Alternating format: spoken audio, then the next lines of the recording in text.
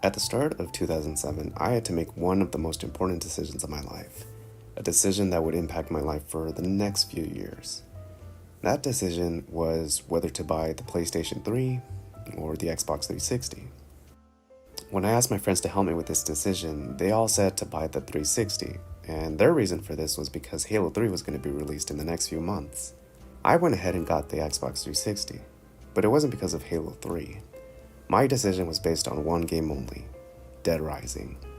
The Xbox 360 came out on November 22nd, 2005, and during that year, there weren't any games that were released that had caught my attention that made me want to get a 360. It wasn't until around fall of 2006 when I started seeing gameplay clips on the channel G4, may they rest in peace. I was just amazed with how good this game looked. For someone who was still playing the PlayStation 2, Dead Rising had graphics that made it look like you were playing through a movie. When I finally bought my Xbox 360 and started playing the game, I immediately became a fan and spent so many hours playing through this game, going through multiple playthroughs, walking around the mall and being immersed with the environment, and even making my first YouTube videos on this game.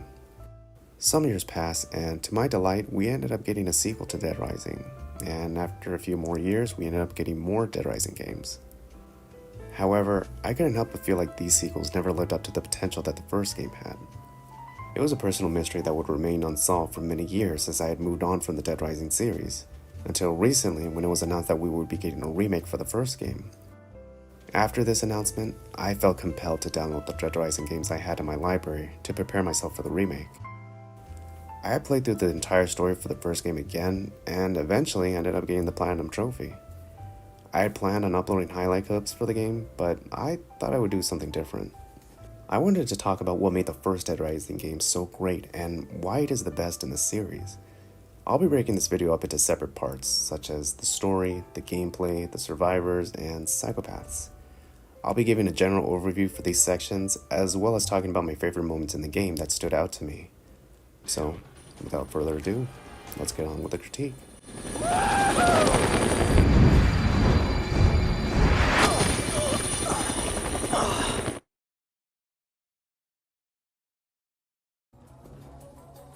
The game starts off with you playing as Frank West, a photojournalist arriving at the town of Willamette, Colorado after getting a tip that there would be an incident happening worthy of a good story. After being introduced to one of the major characters in the game, you enter the mall and see a bunch of people barricading the main entrance. It's at this moment when you learn that the Willamette Mall is suffering from a minor zombie infestation.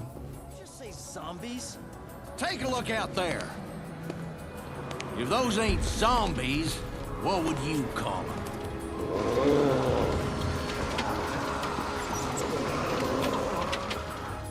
Pretty soon, one brittle elderly woman perverts the laws of physics and overpowers two full-grown men in an attempt to save her dog, and soon, the entire mall is now overrun with zombies. From here on out, you have 3 days to find the truth behind the zombie outbreak, all while surviving the horrors that the mall has to bring and rescuing any survivors you encounter. The story to Dead Rising is pretty simple. Nothing too flashy, nothing that would get you thinking for days what the story is about. It's simple and straight to the point, and at times it can be like playing through a campy horror movie, but that's part of the charm of what makes this game so great. This game was released during the era where campy horror movies were a pretty big thing, where a lot of these movies were riddled with plot holes, bad acting, or bad decisions from the main characters. But despite these nitpicks, these are what made the movie so much fun to watch. So, the fact that we were given a game where we were in control of the hero and got to play through that campy horror movie experience was pretty entertaining.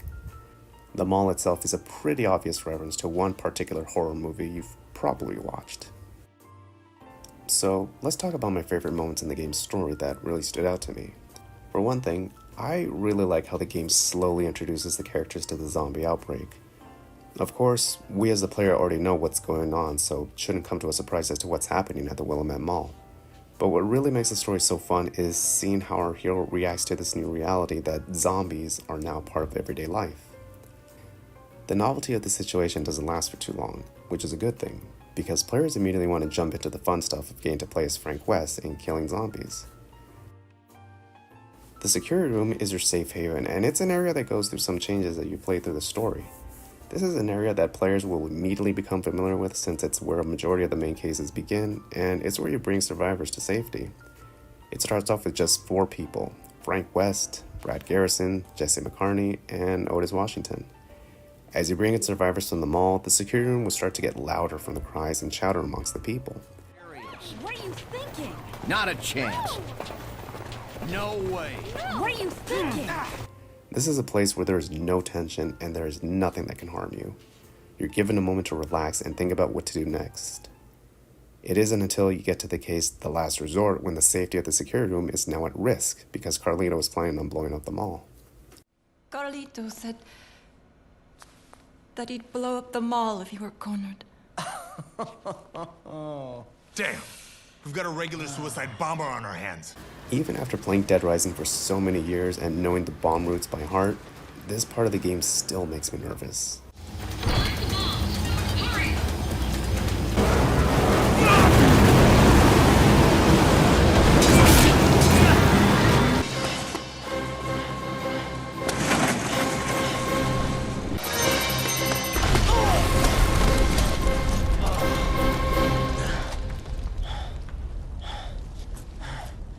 After completing the main cases and disabling the signal jammer, Jesse calls DHS headquarters for backup, but instead gets ignored. Over. HQ's decided to ignore us. What? What do you mean, ignore us? I contacted headquarters, but the government has decided to deny all knowledge of what happened here. Special forces will arrive for cleanup at midnight. They'll take everyone out. Zombies, people, everyone. As you make your way back to the security room, the game keeps coming back to Jesse, and there's just this sinking feeling of dread when this happens. When you reach the security room and see the result of what has happened, there is this sudden shift of atmosphere.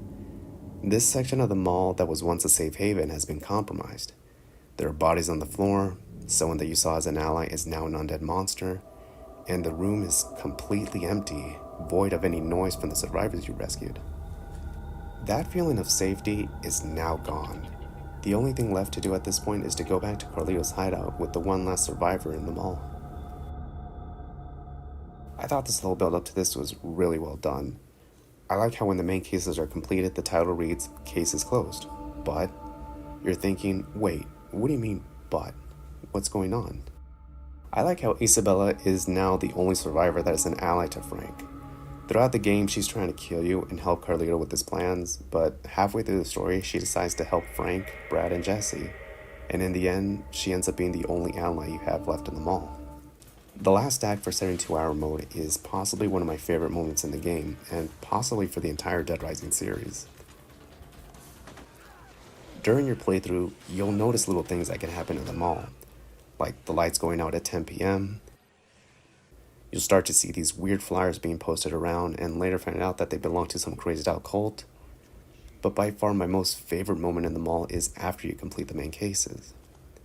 On the last day, the special forces arrive at the mall to take out any zombies or living beings from the Willamette outbreak. Once they are done with their cleanup, you have to hurry back to the helipad to escape. And when you leave Carlito's hideout, you walk into a mall that is completely empty. All the zombies have been killed. There are bodies everywhere. The only sound left is from Frank and the ambience of the mall.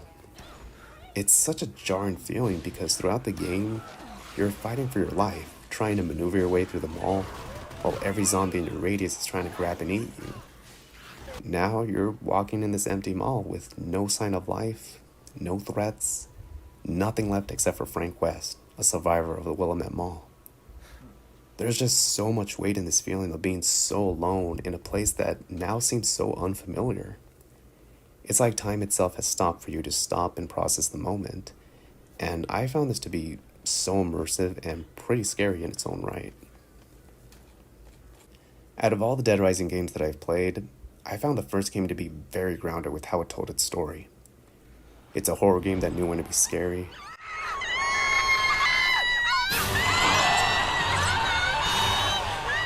when to throw in the right amount of humor without having the joke drag on for too long. I offered to help her, but She took off.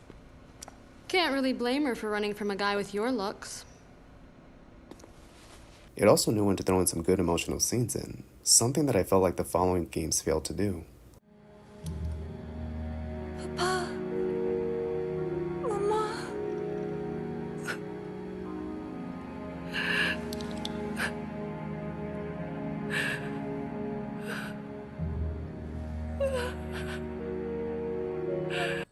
At the beginning, we see Frank West as this cocky guy who just wants to get famous for covering the Willamette outbreak. He'll help people out, but only if he gets something in return. Who is that? Where did you You take help it? me, I help you. You'll start thinking, this guy's a bit of a douche. But as you play through the story and complete some of the side missions, you'll see some moments from Frank that puts him in a different light.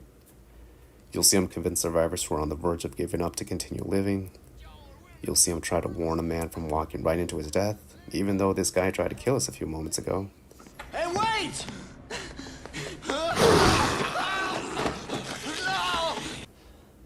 And he'll show some emotion when he hears a dying man's last words as to why he committed such horrible acts during the outbreak. My granddaughter. She was done in by those damn zombies. These are moments that make these characters more human, a trait that I think is very important when you're playing or watching a story with zombies. The story at times can be a little silly, sure, but when it came down to scenes when it needed to be serious, it knew how to pull it off. The war. It wasn't over. Not for me. It never ended.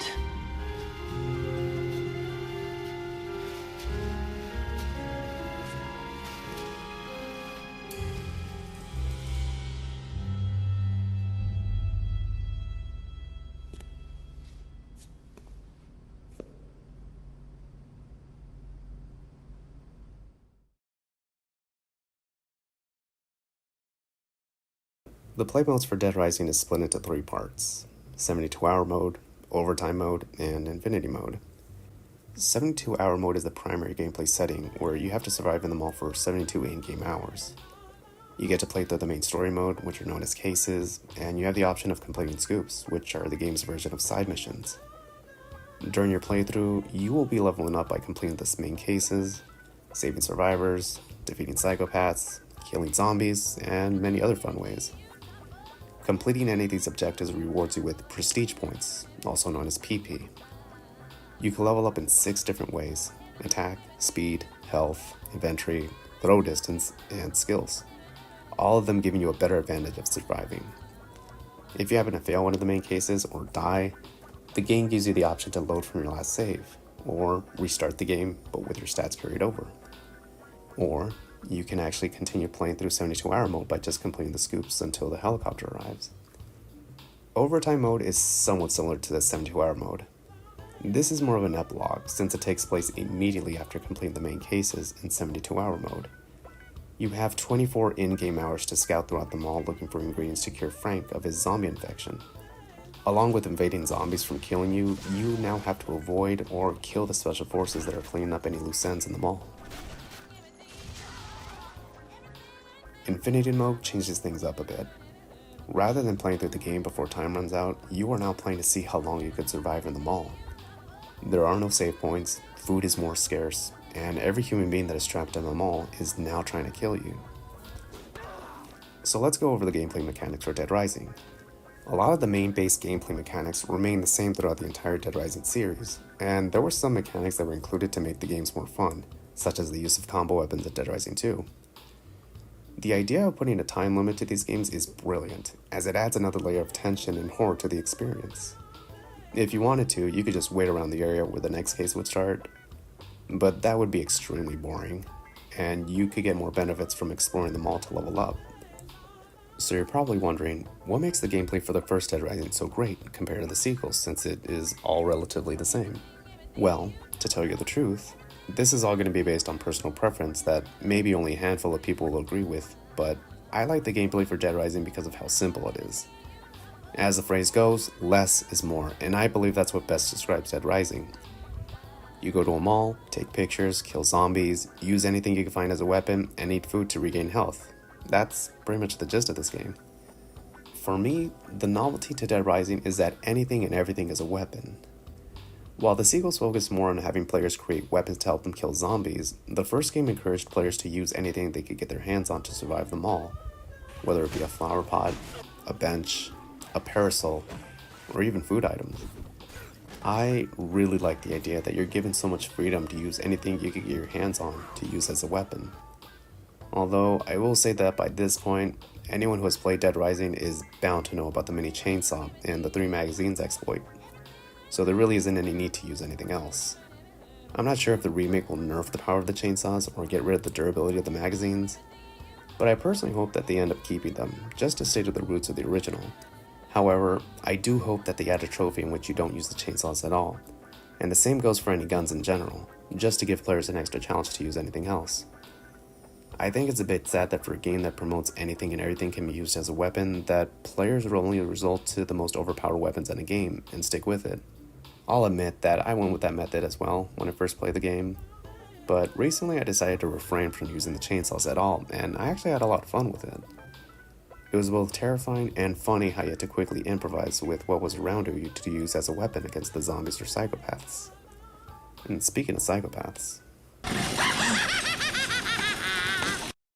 the boss fights in Dead Rising are known as Psychopaths, and they have been a signature enemy in the Dead Rising series. Well, most of them. Psychopaths are people who have snapped under the pressure of the outbreak, and compared to the zombies, they are a tad bit tougher to kill.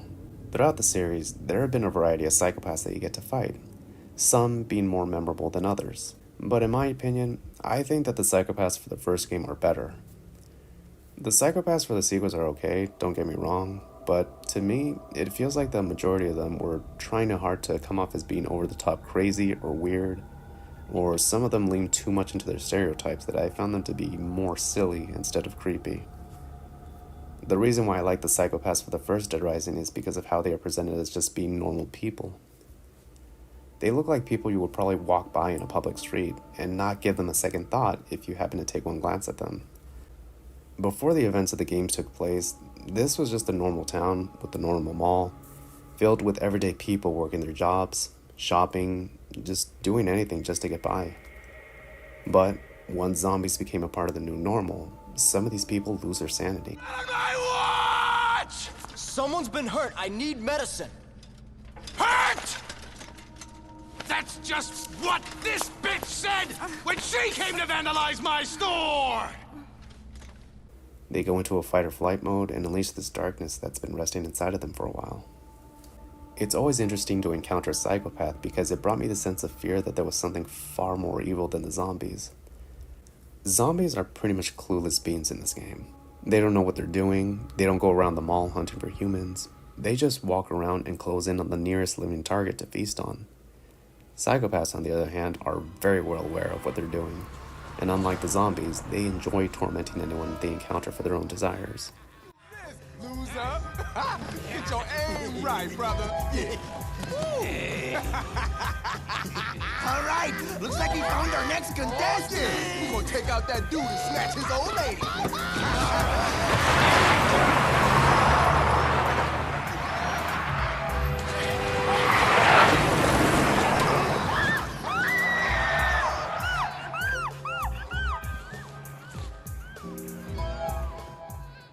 Some of the psychopaths are beyond saving, where at first glance, you immediately know that not a shred of humanity is left within these people. There are others that are actually pretty sympathetic, where you understand why they are committing such horrible acts.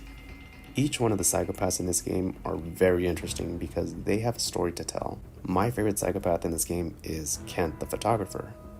You will meet Kent very early in the game from a scoop, and he pretty much acts as a tutorial guide for how to use your camera. Your first impressions on this guy is that despite being a bit of a narcissist, he seems trustworthy. It ain't half bad. He's giving you tips on how to take better pictures, he offers a bit of friendly competition to make the best out of the outbreak, and best of all, he hasn't tried to kill you. But despite these seemingly harmless qualities, there's just something about him that gives off a really bad vibe. It's not until you meet with him one last time where he shows his true colors. Just about to shoot my piece de resistance. I'm gonna capture, on film, the exact moment that a human being crosses into zombiehood.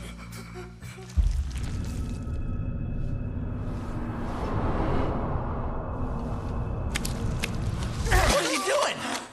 My shot! You ruined my perfect shot!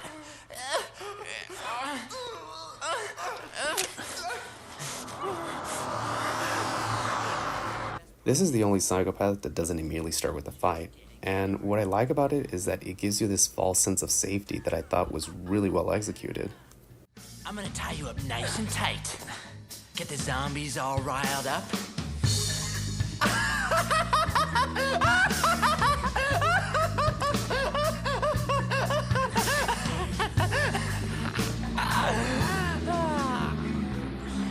My second favorite Psychopath is Adam the Clown, and I'm pretty sure for the majority of people who have played this game that he's the top favorite Psychopath. I was a walking punchline.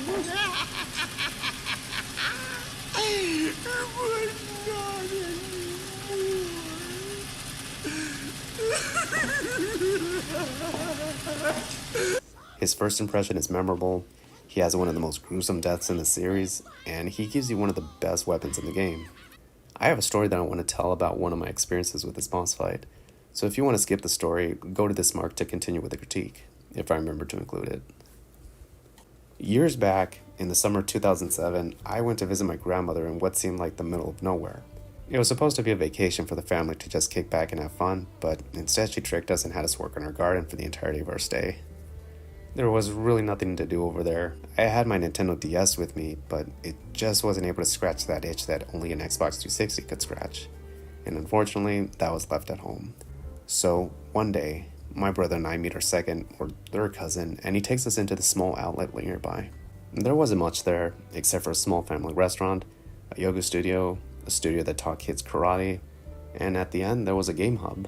Inside the game hub were two big rooms with rows of televisions and shelves with different consoles that you get to choose to play. The place was packed from what I remember, and pretty much every person there was playing Halo 2. I don't remember what my brother and cousin decided to play, but I chose Dead Rising. We paid the owner for our time, and I got to playing.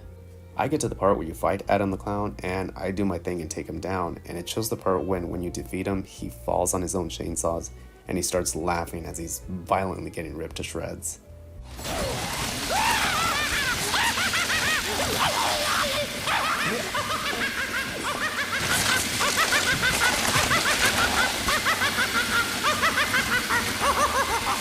I remember every single person in that room looking away from their Halo 2 match and at my screen, looking confused and horrified at what they were witnessing.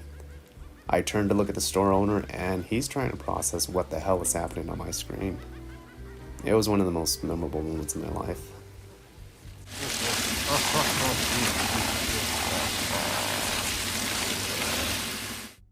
Follow me! Follow me! Follow me! Anyone who has played Dead Rising for a long time can tell you that the survivors are just god-awful. If I could describe what it's like to rescue the survivors in Dead Rising, it would be like a dog herding sheep. Rescuing survivors starts off pretty easy. You find the survivors either from a scoop call or through a chance encounter. You try to convince them to join you in going back to the safe house, some being easy to persuade while others request something in return, which is usually very simple. Once they have joined your party, you're good to go, and this is where the fun begins. It is now your job to guide the survivors who were rescued back to the safe house. You can continuously call out to them to follow you, or you can place a marker for them to stay at. You could give them weapons to help them fight back any zombies that may try to kill them, and you could give them food if their health gets too low. You may think this sounds easy, but I assure you, it is not. The AI for the survivors are horrible. Most of the times when you call the survivors to follow you, they won't listen to you. They'll either stay put or run into a different direction.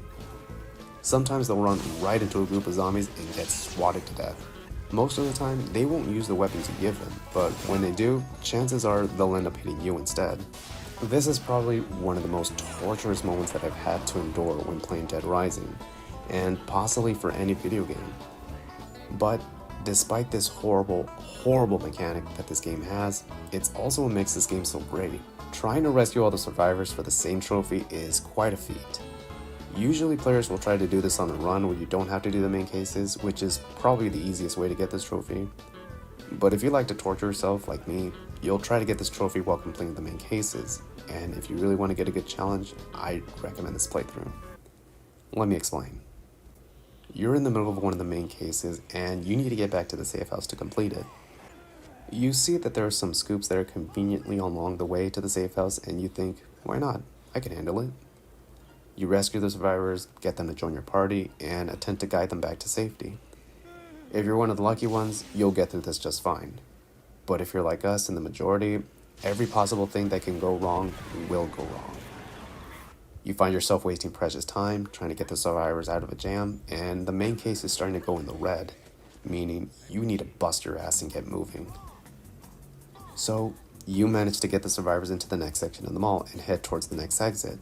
The loading screen shows up and you're starting to think, that was a bit of a rough patch, but I think the worst is over. I think I'm gonna make it. And then, at the worst possible time, you encounter a boss fight. And now, you have to save another survivor. At this point, you're probably thinking, this is insane. I am not going to be able to save this person and get to the safe house in time. Reluctantly, you add another survivor to your group and you defy the odds and make it to the next section of the mall.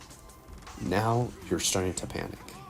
The main case is slowly getting smaller, and your last save was about an hour ago. You brace for hell and jump right into the horde, spamming the call button and hoping the survivors are following you. Somehow, you make it to the warehouse.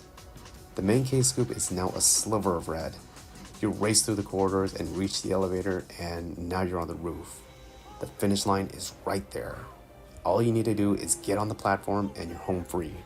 You reach the air duct and wait for the survivors to follow you. The survivor AI is making you question your sanity right now, and you're seconds away from failing the main case.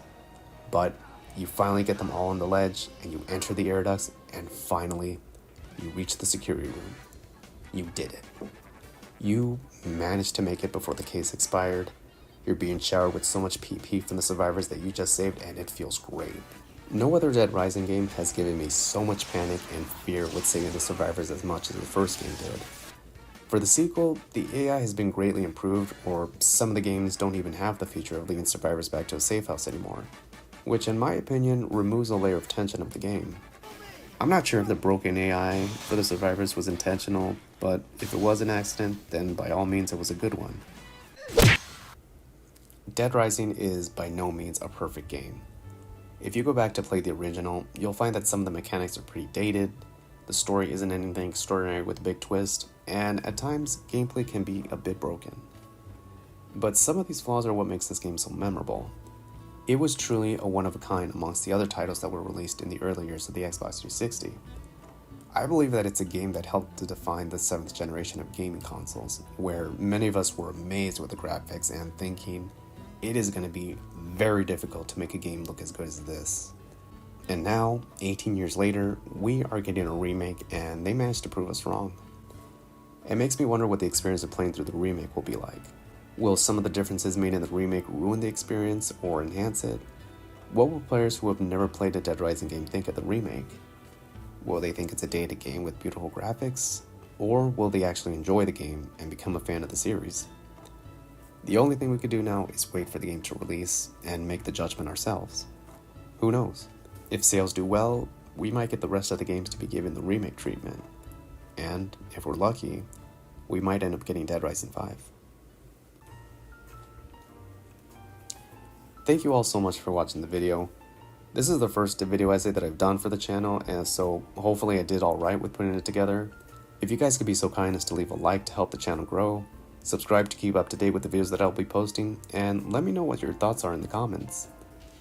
Do you agree that Dead Rising is the best in the series? What are your thoughts on the upcoming remake, and what are you most excited about? Anyways, that's all I have for today, everyone, so have a good night, and I'll see you around. Have a good one.